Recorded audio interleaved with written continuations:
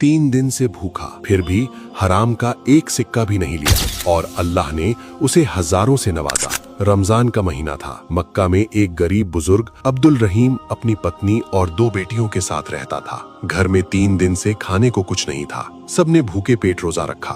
पत्नी ने कहा, रोजगार तलाश करो वरना बेटियां भूख से मर जाएंगी। अब्दुल रहीम रोजगार की तलाश में निकला, लेकिन पूरे दिन कोई काम नहीं मिला। थक कर वो एक वीरान जगह बैठ गया। मिट्टी खोदी और अचानक उसके हाथ एक नरम चीज से टकरा गए। एक रेशमी थैली, उसमें सोने के सिक्के भरे हुए थे। उसकी आंखों में खुशी चमक उठी, लेकिन जमीर ने कहा, ये मेरा नहीं, किसी की अमानत है। घर आया, पत्नी ने कहा, थोड़े सिक्के ले आओ, बेटियां भूखी हैं। लेकिन अब्दुल रहीम ने जवाब दिया, हराम का एक भी सिक्का घर में नहीं आएगा। और उस रात सिर्फ पानी से इफ्तार किया। अगले दिन मस्जिद के पास एक आदमी ऐलान कर रहा था, मेरी 1000 सोने के सिक्कों वाली थैली खो गई है। अब्दुल रहीम ने समझा, यही मालिक है। पहले अपनी नीयत साफ की, फिर थैली वापस कर दी। आदमी ने सिक्के गिन लिए और चला गया। फिर वापस आया और कहा, मेरे पिता ने वसीयत की थी 1000 दीनार उस व्यक्ति को देना जो अल्लाह पर सबसे ज्यादा भरोसा करता हो। और सारी थैली अब्दुल रहीम को दे दी। अब्दुल रहीम रो पड़ा